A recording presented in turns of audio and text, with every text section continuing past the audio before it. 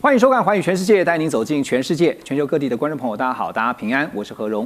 两岸大事国际焦点深度剖析，打开视野。透过 YouTube 收看朋友，请您帮我们按赞、订阅、加分享，动动手，开启小铃铛。也欢迎您告诉我们在哪个城市打卡收看。欢迎大家多多的表达您的看法，跟我们互动交流一下。好，来欢迎今天3位来宾。首先是淡江大学两岸关系研究中心主任张武岳老师，大家好。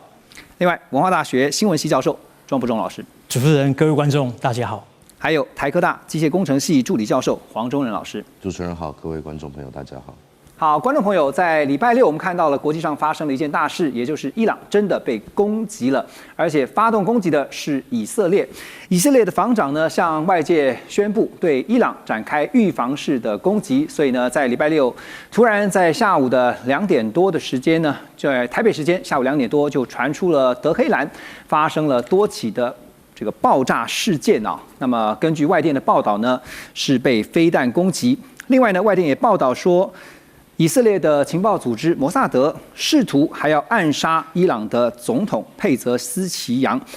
没有暗杀成功，因为呢这个暗杀任务后来被证实是失败的。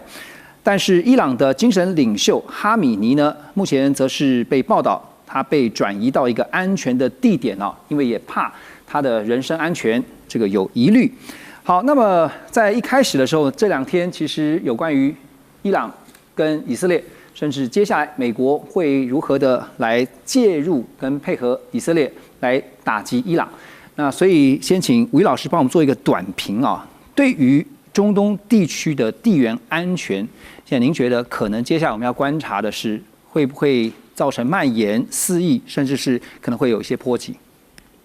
以色列这一次先发制人，应该在预期之内。美国已经有2艘航母，对，福特号跟林肯号已经部署完成了。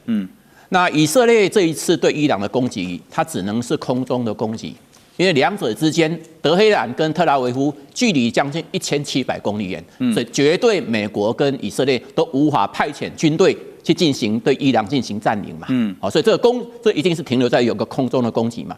那攻击的目标主要的锁定应该是在核子措施。攻击的作为，我相信也不容易让伊朗的这样一个8800万人的具有什叶教派的政权因此而垮台嘛？对，所以从这个角度当中，我们就要看后续性会引发哪些效应。如果这个攻击进一步的扩大来讲的话，造成伊朗本身政权当中产生很大的反扑，至少有几个。第一个，它涉及到所谓的美国、中国跟俄罗斯3个之间的大者关系，因为伊朗的90%以上的石油的输出是来自于中国的。第二个，那如果伊朗它还有能力进行报复，它如果封锁荷姆兹海峡，它对全世界1/3的石油贸易以及卡达100%的有关于天然气运输会产生影响。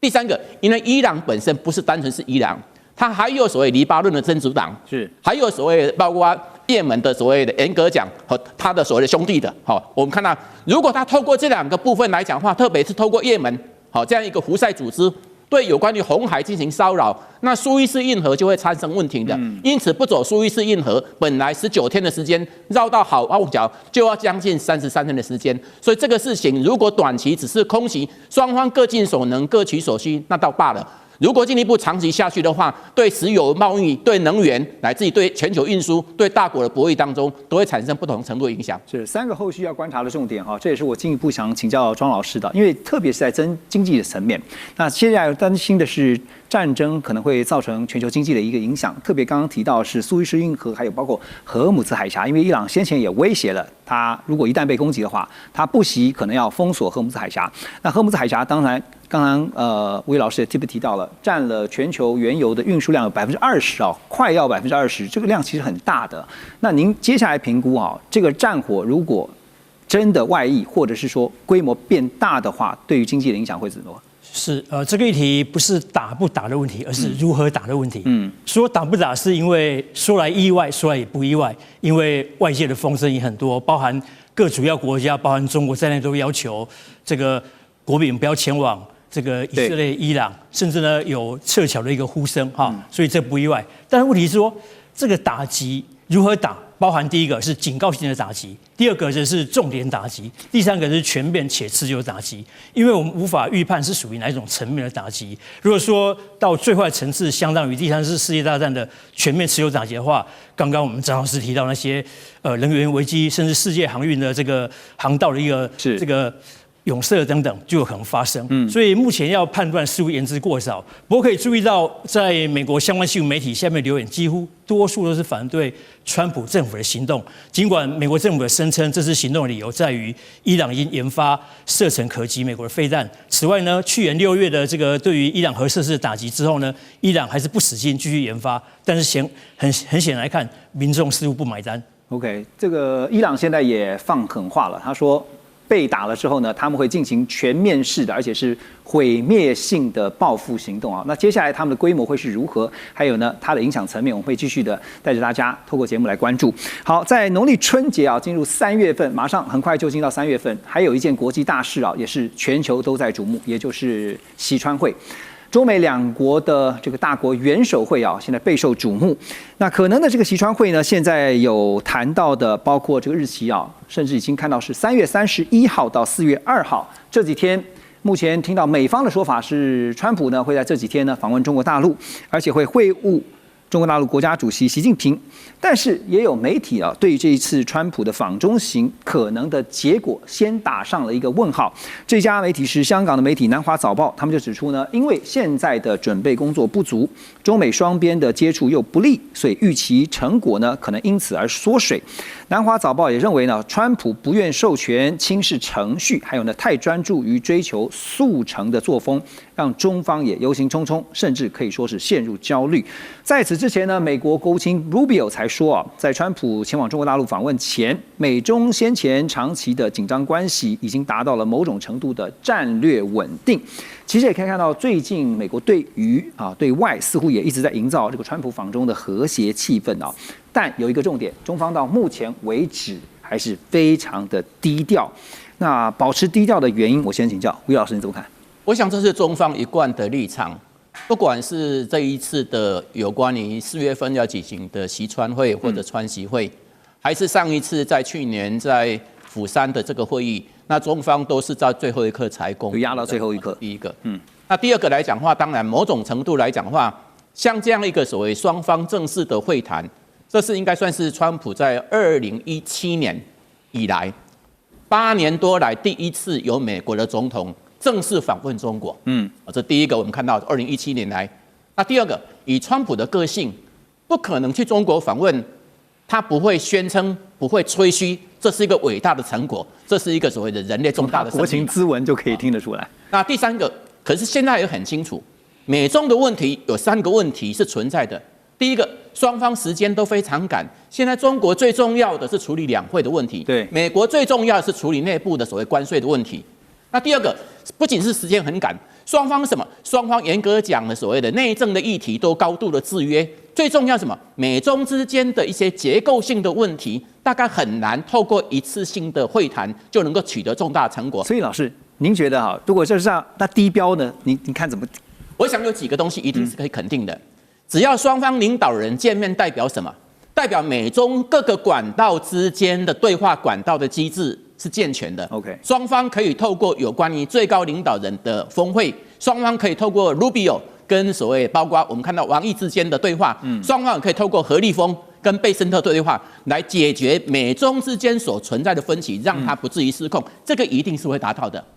第二个，目前为止面对这样一个双方贸易战、科技战当中的分歧，我相信这一次的会谈也会取得一定程度的这样一个谅解，甚至是延后的，不让所谓经贸的议题、科技的议题困扰的中国的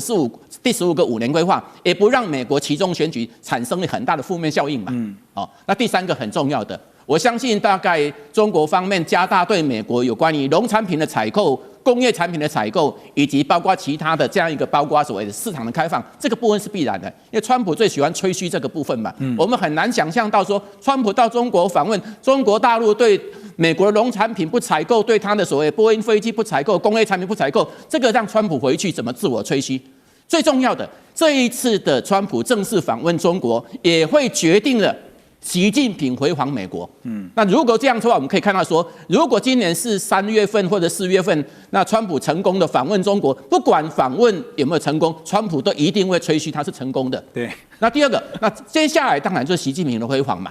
还有11月所谓我们看到18号到19号的 APEC 会议在深圳召开，以及12月份的 G20 会议在佛罗里达、迈阿密召开，所以美中的领导人会有所谓4次的这样一个对话。是。那不管他们是直接面对面的会晤，还是透过所谓的必要时候的直接的通话，都能够解决美中之间存在的分歧，让这些分歧不至于所谓失控。所以从某种程度来讲的话，其实你说那个。对美国国务卿Rubio所讲的，就美中之间如果维持一个战略的这样一个沟通的管道，让沟通管道针对敏感的问题不失控，这个问题应该达到了。对，但是如果要解决双方所存在的一些严重的敏感的问题，我相信当然一次的会晤，不要说一次会晤，4次会晤可能都解决不了吧。对，起码这一次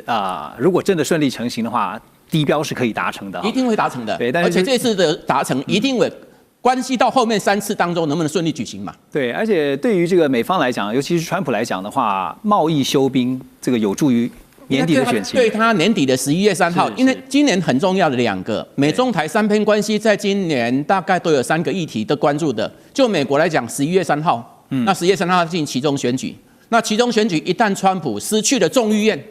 众议院是掌管有关于财政这个部分的，如果他失去了众议院，他就变成是。哪怕他只是孙悟空，他头上就戴个金箍咒。如果他还失去了参议院，那他就不是孙悟空戴金箍咒，而可能变成猪八戒了。对，好，所以从这个角度来看，他是关注这个议题嘛？是，习川会其实也牵动了两岸之间如何来互动跟接下来的发展因为呢，在2026的大家都关注的是这个中美元首，特别刚刚5月老师讲，2017年以来的中美元首再次的见面，当然牵动着两岸、台美跟美中台3边关系会产生什么样的改变？那尤其呢，2月初我们知道习川两人通了电话，特别在电话当中，习近平点明了就是川普你要好好的处理对台军售这个议题，因为这个议题很重要。两岸之间呢，这礼拜也看到了新华社最新公布了一批禁用语的规范。这个禁用语呢，这个内容加起来看起来总共有102条包含了国际关系港澳台、领土主权、宗教、民族等等。那其中关于台湾的表述规范，那禁止提及两岸3地，还有不得使用中台含有并列意义的词语甚至像是Formosa 福尔摩沙这些字眼，所以针对新华社最新针对有关两岸的这个词语的禁止规范，我们怎么解读？张老师，是这个应该来讲不是新闻的了因为已经几十年了，特别是我们从事新闻行业最清楚那这一次特别强调，而且把管制范围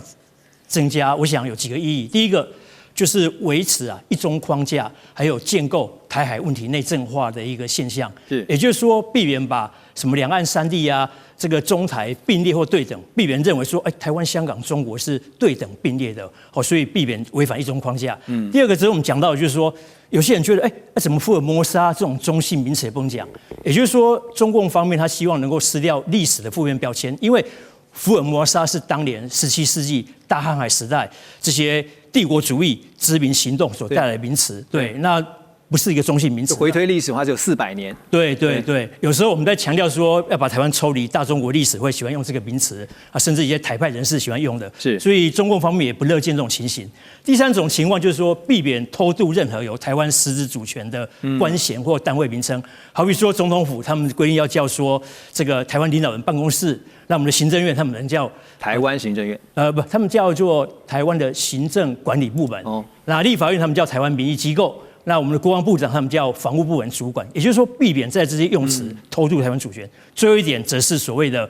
国际话语权的控制，因为有一句老话嘛，国际话语权的边界就是国力的边界。那如果能够掌握国际话语权，相当于把国力拓展到这些领域去。不过我们在台湾也不用太担心了。第一个，它规范它的，我们还是讲我们的。尽管新华社的做法不止新华社，还包含大陆的各媒体、入口网站，还有跟大陆往来那些外媒，但是我们还是讲我们自己的。第二点呢？事实上呢，我们自己也有相关做法比如说我们是学校会派参访到大陆嘛，哈。那比如说我们文化大学去山东省，山东省叫鲁嘛，哈。我们台湾教育部就很反对鲁台青年联谊，因为认为把我们台湾矮化，变成就是说跟山东省并列，所以我们只能叫两岸青年联谊。那最后一点，也就是说这回事到底是两岸关系不好的因还是果？我认为可能是一个果，因为当年两岸关系比较好的时候，我们叫中华台北。他在他们的内部电视节目还会这样称，但现在一律称为中国台北。是，所以这是值得我们深思的。这两岸之间，其实我相信大部分的人都希望是能够气氛是和缓的哈，不要进入到军事状态哈。这个军事方面，其实也看到农历春节期间，大陆的央视啊，这个国防军事频道叫利剑，这个频道呢，在春节期间呢，就做出了一个专题报道，他们要深入探讨的是福建舰的供电系统啊，特别 focus 在这个风电系统，其中呢，特别针对常规动力的航母，曾经被质疑说没有办法满足电磁弹射的瞬时高能耗的要求，所以点出了，因为福建舰创新采用了超级电容储能技术，所以呢，它的充电时间很短，可以独立承担脉冲负荷，避免对于这个主机动力系统的冲击。好，那特斯拉的执行长马斯克啊，之前他也曾经针对这个电的问题他说当前人类处于技术起点，像 AI 跟机器人呢，都是大势所趋不可阻挡，将来都是大趋势。AI 需要极大的电力，可以透过太空来解决，但地球的电力则要靠储能解决，所以这个部分专业的要请黄老师来告诉我们，在概念上怎么去理解储能这样的一个方式。这其实一个很有趣的议题我们讲到储能之前，它储存的是能量嘛。那其实我们热力学告诉我们一件事情是什么？是能量每经过一次形态的转换，它都会有所耗损，它不太可能100%的转换。所以储能这件事情，它真正意义上是为了做到什么事情？为了让我们需要用能源的时候，它是可以及时去提取的。那在储能方面呢，我们可以分成3种形式来描述它。那其中2种是真正意义上的储能，比方说，我把它储存在一个用化学的方式把它储存起来，它可以给我很高的能量密度，就像一个马拉松选手一样。它可以不断的稳定的供电，我有一个很大的水缸，然后很细的水管，细水长流的去供应这个电。那另外一种就是像这次福建舰采用的超级电容的方式，其实很多交通工具在启动的时候需要比较高的瞬时能量的时候，它有一个比较高的功率密度。那我们就会采用这样子的一个储能方式，这个是真正意义上的储能。那另外一种其实像黄仁勋或者是像Elon Musk 他们其实都有提到说，AI 跟储能，或者甚至有人提到 Bitcoin 跟储能的关系。当我们人类，因为其实我们今天去运转这些发电机或者去产生能量的时候，我们其实没有办法随时把它停下来，它是必须24小时不断的去运作。但实际上，人在供电的时候会有高峰期跟低峰期。那我们怎么样有效的把这些低峰期的时候的电力，我持续把它填满，我不见得要直接做一个储能的转换。这是第3种叫动态上的一个储能方式。OK， 就是几种储能方式因为特别在这次看到，央视的军事频道点出了福建舰它的用电系统，就是特别是储能这一块它特别也点到了最核心的技术呢，就是以中国大陆工程院院士马伟明他所带头研发的一整套的这个综合电力系统。那他们也表示说，在这个系统的支持之下呢，由航母的中央配电系统来供电，布置了电磁弹射器，还有配套的储能装置而且布置电磁拦阻装置以及新型船载的电子设备。其实简单白话一点讲呢，就是说，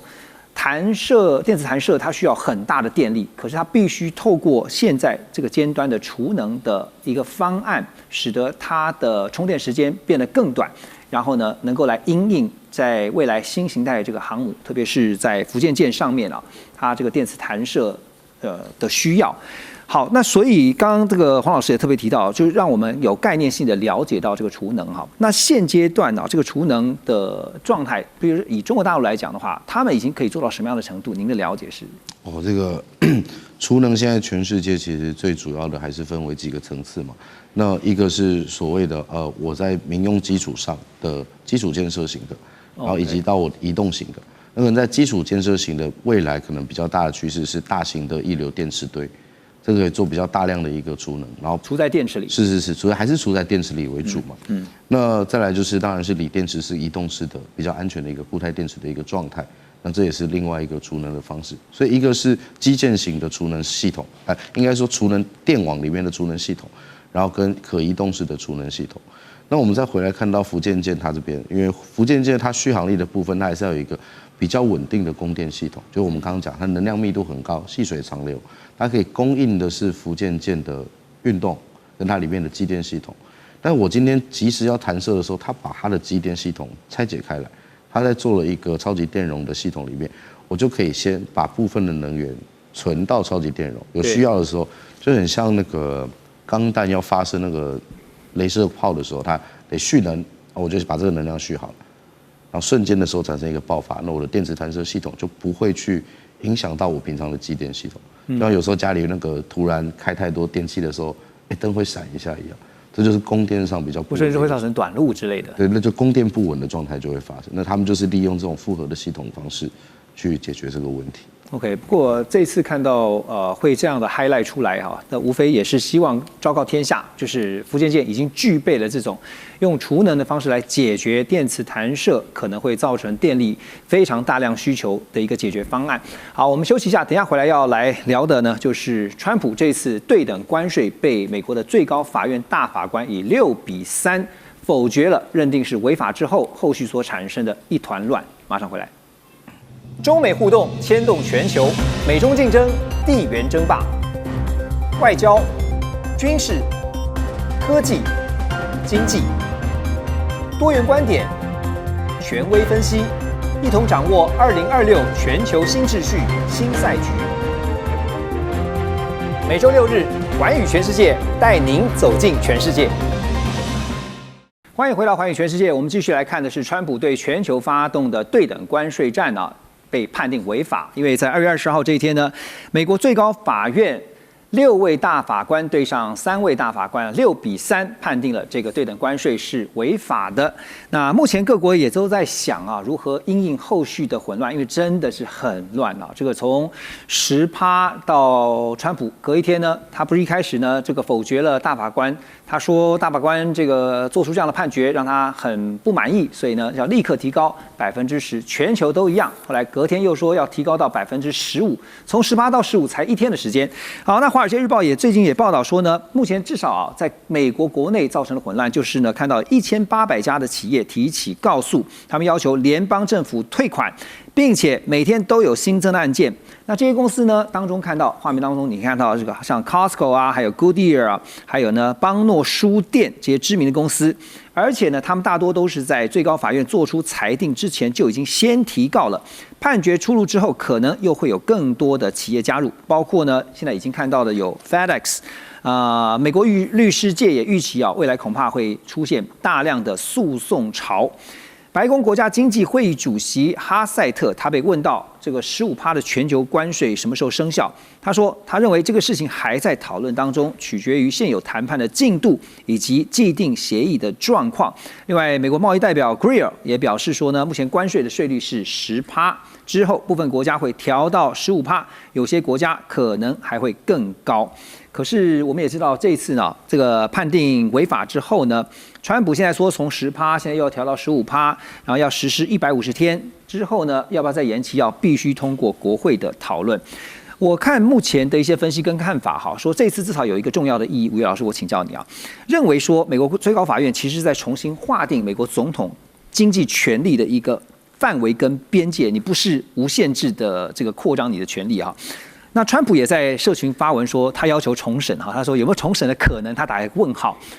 我也查了，这个可以重审，可是机会几乎是不可能成功的，所以呢，只能用其他的法律工具哈，继续的推他的关税。您觉得刚刚提到的，现在美国国内的企业已经陆续的，包括接下来律师界也预期可能会出现大量的诉讼潮，因为这一次的被判违宪应该在预期之内的。早在3个月前我们就谈到嘛，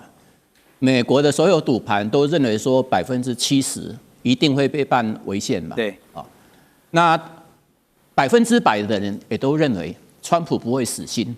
早就有 B 方案了嘛。这个 B 方案就是刚刚你所讲的，叫做122条款。什么是122条款？它主要是针对有关于国际收支的问题。你可以说2025年美国的严格讲，2024年美国的贸易赤字高达1兆美金， 2025年美国的贸易赤字也高达了9000多亿美金，因此这个国际收支是有问题的。因此它可以动用122条款，122条款最多它能够所谓加到15%，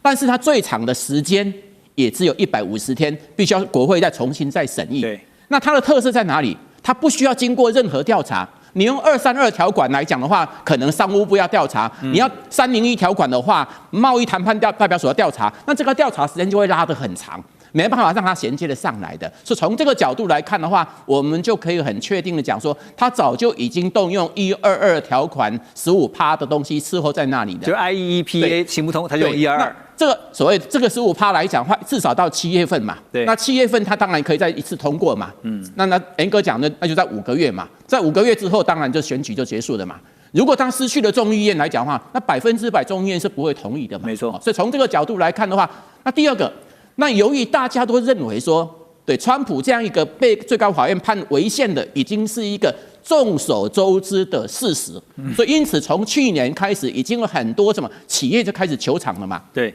那你去看一看美国方面，你去看看纽约联准会他们的统计。那这一次来讲的话，从川普征收关税当中，必须要所谓退还不当征收的，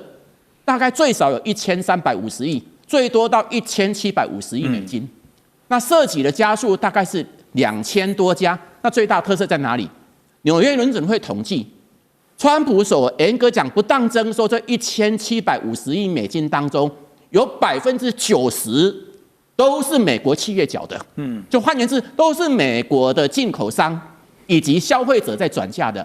那如果你去看 Kier， 他们统计更离谱，就96%，川普所增加的那些所谓不当关税，基本上都是美国进口商跟消费者所承担的嘛。所以从这个角度当中来讲的话，那这个司法的诉讼的过程当中，当然第一个，川普一定是反对的嘛。那第二个，司法诉讼来讲的话，他要求4个月之后再来延后嘛。第五个，就算真的打官司，很多人说可能都要到4、5年以上左右的时间嘛。但是从这个角度，第一个让我们了解到说，美国毕竟它是一个三权分立的国家，那确实最高法院做出的这样一个裁决，认为总统不可能动用国家紧急状态，动辄以贸易关税做手段。而且看谁不爽，谁就加谁。是，对，巴西本来是美国的贸易赤字国家，就是看了巴西逮捕了他的美国川普的好朋友波索纳洛，就加了50%，权力的工具，对，就50%。看瑞士不爽是32%，就哪里有？可是看谁舒服，就马上可以降税的。对，那这种总统恣意妄为，当然最高法院这一次做出的这样一个决定，那最后我们看这个问题的取决说，可能这诉讼过程当中会很漫长。但是美国的11月份的所谓3号的众议院的选举，将会决定说，川普将来在很多的经贸政策跟关税政策上，是不是还能够像现在的恣意妄为？不过现在已经是让看到各国是一个头两个大哈，因为后续要怎么去面对哈，现在当然很多还不确定的，包括10%到15%，连看美国的贸易代表也好，还有包括这个经济会议主席啊，都说还在讨论中啊。那所以接下来怎么办呢？欧洲他们的态度是如何啊？其实也很分歧。像德国智库的一位所长菲斯特他就说呢，像欧洲呢可以供应这 F-35战机零件等相关的工业关键品，好，但是呢，世界经济研究所的所长叫舒拉瑞克哈，他说，欧洲基于共识决的治理模式，欧洲其实很难适应大国竞争的新世界格局。另外呢，欧洲议会主要政治团体欧洲人民党的首席贸易协商代表则表示，我们实是别无选择，只能够延后批准程序，以厘清美国贸易政策的状况，就是以拖待变啊。最近也看到了前往中国大陆访问的德国总理梅尔茨呢，他表示说，德国欢迎并且鼓励中国大陆企业到德国投资。中德双方还签署了5项政府之间的协议，那还有一些相关的一些出口哈，包括了这个德国猪肉的出口要先恢复来做铺路。另外呢就是协议，涉及有关重启鸡爪产品这些对中的相关贸易。好，回到川普的关税我们说川普的关税权力被限缩，没有骨牌效应，也有蝴蝶效应它的这个波及的部分怎么看？目前包括我们提到的德国还有欧洲接下来的反应制作单位这个标题下得很好，没有骨牌效应，也有蝴蝶效应那蝴蝶效应原本讲说是巴西语的小蝴蝶扇动翅膀会带动千里之外的这个德州产生强大的龙卷风。这个德国这样的一个小步呢，有可能带动整个欧洲的政经结构的重组，甚至整个世界秩序的一个重塑，所以这值得期待。不过我们要特别讲一点2026开春以来中国迎来了元首访华潮，有8个国家元首访问中国大陆一开始是韩国李在明带头，后来有乌拉圭、爱尔兰纽西兰、加拿大、英国、法国、德国等8个国家，扣除农历春节。包含在里面，平均1个礼拜来一个，所以说他们的外事部门帮的应接不暇，我们在台湾也看得很羡慕那特别强调就是说，里面包含法国总统马克龙，那英国首相这个斯凯尔，还有德国总理梅尔茨，里面应该属德国梅尔茨最有分量。一方面，德国是世界第3大经济体；另外一方面呢，中国就是德国最大贸易伙伴，所以它分量最重当然了，有一些媒体或名嘴会解读成这个欧洲国家已经要背叛美国，要这个所谓的反美亲华，这也是过度的这个渲染坦白讲，就国家利益而已啦。因为这个梅尔兹他在今年2月中旬的慕尼黑安全会议有讲到一点，就是说既有的旧秩序已经不复存在，那对于美国的不成熟依赖也不要再存在了。这意思就是说，过去美国当老大，那欧洲各国当护从这种模式已经慢慢被破坏，所以他们走入一个吹东风的一个风向改变时代。但是呢，这是国家利益的一个纯粹考量而已。举例来讲，因为中国毕竟在新能源还有 AI 领域算是世界的这个领先地位，那么德国过去是中国的老师，现在已经变成中国学生，不跟他合作，还是要跟谁合作？所以只是单纯的国家利益，因为为了最大的利益来谋求。那当然我们要注意啦，欧盟也不是铁板一块，当然有德国、匈牙利、西班牙、爱尔兰这些务实派，也有欧盟委员会，还有法国这些死硬派，根本认为要脱钩的。那也有这个他们认为说要跟中国保持距离的，也有所谓骑墙派，像北欧、东欧、中欧一些小国。所以未来还是要看待说国家利益，而不是说单纯的反美亲华。是，欧洲最大的一个问题，其实是在于说，很多事情就是共识决所以很多在意见分歧的时候，你就搞不定最后大家统一一致口径的一个对外的一个做法或者是一个立场。好，那当然，川普呢，其实画面上也看到他就立刻就发文对于这个最高法院判定他的用 IEEPA 这样的一个方式来发动全球的对等关税呢是违法的。他说呢，不要高兴得太早他说，如果有国家因此选择耍花样，就要后果自负要面临税率更高、更多的关税。那另一方面也看到了欧洲复兴开发银行呢他们认为呢，人工智慧热潮推升了美国对于科技相关产品的进口，包括半导体在内，所以使得呢出口相关的像是中欧、波罗的海的国家，比如说保加利亚、罗马尼亚会受惠，经济成长率将会加速至3.6%，到2027年呢进一步会上升到3.7%。还有在下方这个 Rick Maplecroft 的亚洲研究主管也表示，虽然说这个眼前的负担有所减轻但是法律上的转变增加未来，特别是出现有更多针对性贸易工具的风险所以从科技业来看这个行政管制却可能会影响接下来的出口额度，而且特别是 focus 在科技业，它会远大于其他行业。黄老师怎么看？这代表是不是未来的科技管制会越来越多？我刚刚很仔细在想 Rima 到底在讲了什么。他这一段我就觉得听君一席话，如听一席话。他讲了这个针对性的贸易工具的风险，其实最后还是站在说，川普今天要不要出来针对某些特定的议题去开刀？那耍花招这件事情，目前主要出口的几乎都是美国的同盟国，这很明显看来是一个红色供应链跟非红供应链的一个问题所以我才觉得 Rima 这个评估，我会觉得听君一席话，如听一席话。但我们反过来讲，到底会发生什么一些比较针对性的问题比方说军民两用技术，一些精密机械，比方说我今天在微影光学的部分，那我可能要做比较精密的移动的时候，我有没有办法做到比较精密的解析，还有我的光路设计？那我可以针对特定性产品去加课关税，去避免技术外流。但这可能是非红供应链与红色供应链之间的一个竞争。那或者像一些特殊化学品，就有些国家就是可以把化学品做到纯度特别高，就让良率提升，然后甚至到一些关键的军用、民用的一些技术上。那这个其实才会是一个真正会去针对性某些特定科技产业的一个制裁方式。但目前看起来，我觉得发生的意味不太大，在于说，大部分都还是美国同盟居多。那反而是他为什么要去处罚自己？那不就是帮中国去对他最大的敌人去送出了很多资源过去？所以我倒觉得不太会刻意的跟针对科技去管制进口美国这件事情。倒是他会不会把一些人才想挖到美国去做他们在地的一些人才开发？这个才是另外一个层面需要去思考的问题。就透过手段把人才反而，不只是制造业回流，人才也都回流到美国。就像他的一个计划。台积电不就是他的一手棋之一嘛？就把人都挖过来。不像刚刚黄老师讲到说，这次的关税被判定违法之后，其实很多觉得谈了个心酸的，也都是美国的盟国居多哈，就觉得说我们千辛万苦了谈了1年多，结果呢最后谈了，然后说从这个10%现在变15%，那接下来该怎么办呢？大家都还在伤脑筋中。马上回来。中美互动牵动全球，美中竞争，地缘争霸，外交、军事、科技、经济，多元观点，权威分析，一同掌握2026全球新秩序、新赛局。每周6日，寰宇全世界带您走进全世界。